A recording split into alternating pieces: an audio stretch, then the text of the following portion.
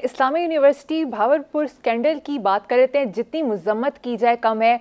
Chairman HEC ने इस हवाले से कहा है कि जो मुलव्वस हो उसको चौक पर लटका देना चाहिए, जबकि कुछ लोगों का ख्याल है कि को एजुकेशन की बजाय तलबा और तालिबात के लिए अलग अलग यूनिवर्सिटीज़ और कॉलेज होने चाहिए। यार बात सुने, चेयरमैन एचईसी तो एक इंसान का फौरी रद्द-ए-अमल, मैं जज्बाती आदमी हूँ, मेरा भी फौरी रद्द-ए-अमल करूँगा, इन पे भूखे कुत्ते छोड़ दो, लेकिन ये इलाज नहीं है। अच्छा, वो जो आपने कहा है कि जी वो क्या कर दें को एजुकेशन, ओ भाई मैं को एजुकेशन का इस ट्रेड में मुझे 40-45 साल हो गए हैं। जाओ किसी से पूछो कभी को एजुकेशन, इसका मतलब अब हमारी बच्चियां बाहर पढ़ने के लिए जा ही नहीं सकती। वो होश करो, घटिया सॉल्यूशंस देते हैं। यानी एक्सीडेंट हो गया, ट्रेन ही बंद कर दो, गाड़ियां अक्ल को हाथ मारो। तुमने इनको दिया क्या है? ये जानवर जो फिर रहे हैं इर्द गिर्द, ये दो पाए। हम जहां पहुंच चुके हैं एज अ नेशन अखलाकी तौर पे, सबसे पहले मैं चीखा था इस मुल्क में, इक्तिसादियात रोना बंद कर। ये अखलाकियात की तबाही है जिसने इक्तिसादियात की तबाही को जन्म दिया। अच्छा, कैरेक्टर बदलो। कैरेक्टर कैसे बदलो? ये कोई घर है, पैसा आ गया लुटमार का, तो तुमने फलाने हाउस की कतारें लगा दी तो जाती उम्रें बना लिए। कैरेक्टर बदलने के लिए तो मेहनत चाहिए। उसके लिए लोगों को अपनी जाती एग्जाम्पल्स पेश करना पड़ेंगी। अब लड़कों के लिए अलहदा, लड़कियों के लिए अलहदा, को अक्ल करो। 2023 सऊदी अरेबिया की कोई नौजवान लड़की बगैर उसके महरम के वो गई है ना, कोई पता नहीं किधर, कोई सब पिछले दिनों। अच्छा देखो, बात सुनो, ये तालीम, तरबियत, कैरेक्टर बिल्डिंग की कमी है। जहालत का सैलाब है। सैलाब आता है तो वो जेंडर नहीं देखता, ये औरत है, मर्द है, ये बच्चा है, बूढ़ा है, ये कोठी है, कोठा है, वो सारा कुछ रोड़ के ले जाता है। ये जहालत का सैलाब है। अच्छा इसका मतलब क्या है कि लड़के लड़कियों को अलहदा कर दो 2023 में? बेटा वोट है, कोई होश करो, को अकल करो।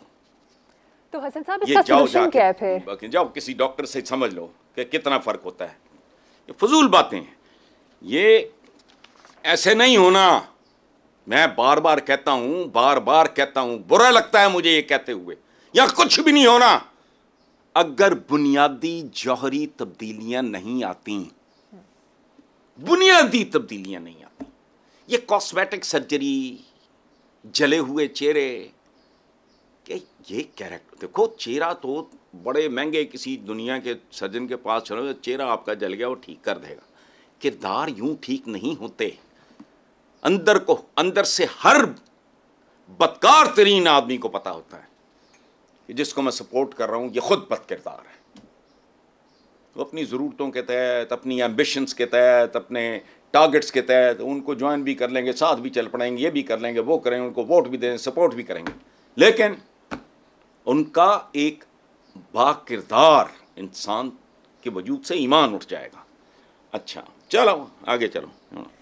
हसन साहब अगली खबर पे चलते हैं। वज़ीर आज़म से मुलाकात के मौके पर सनतकार और तिजारतकार हुकूमत की मौशी पॉलिसियों पर फट पड़े और उन्होंने शिकायतों के अंबार लगा दिए।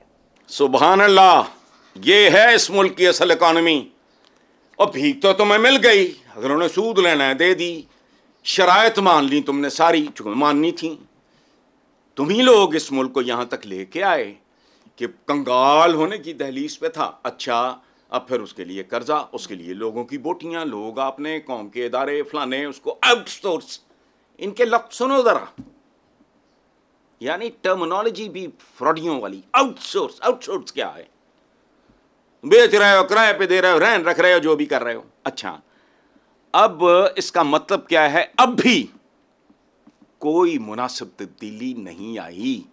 माशी जिंदगी का ताल्लुक किसी भी मुल्क के सनतकार और ताजर, तजारत और सनत, यही दो बेसिकली ये पहिए है ना। अगर वही खुश नहीं, इसका मतलब कोई तब्दीली नहीं आई। आपके कशकोल में उन्होंने टुकड़े डाल दिए अपनी शराइत पे। आपको जितनी हड्डी बोटी चाहिए थी उन्होंने फेंक दी अपनी शराइत पे। इसका मतलब है कख भी नहीं हुआ। अगर सनतकार और ताजर फट पड़े हैं, इसका मतलब है कि पॉलिसीज में कोई तब्दीली नहीं आई और आनी भी नहीं है।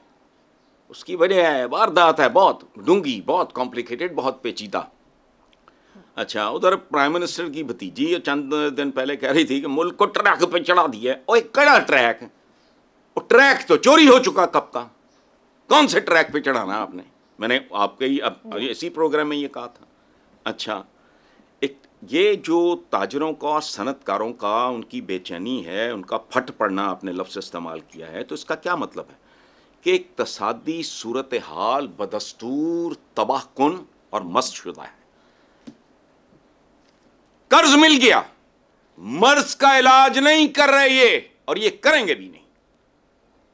देखो, एक छोटा सा कारोबार करके, कोई छोटा सा करके देख लो, कॉटेज इंडस्ट्री, ऐसे भूखे भेड़िए भूखे कुत्तों की तरह आते हैं।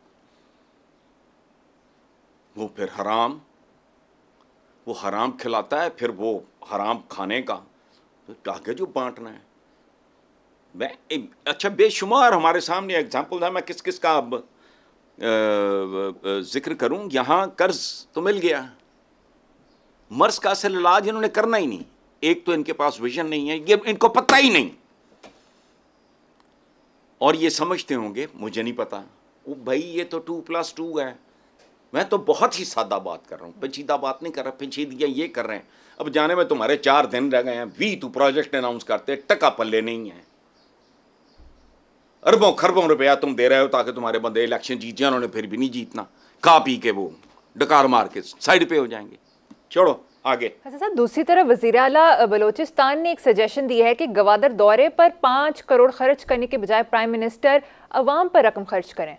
बज़ाहिर तो बात अच्छी लगती है, लेकिन मेरा नहीं ख्याल कि ये कोई बड़ी दुरुस्त अप्रोच है।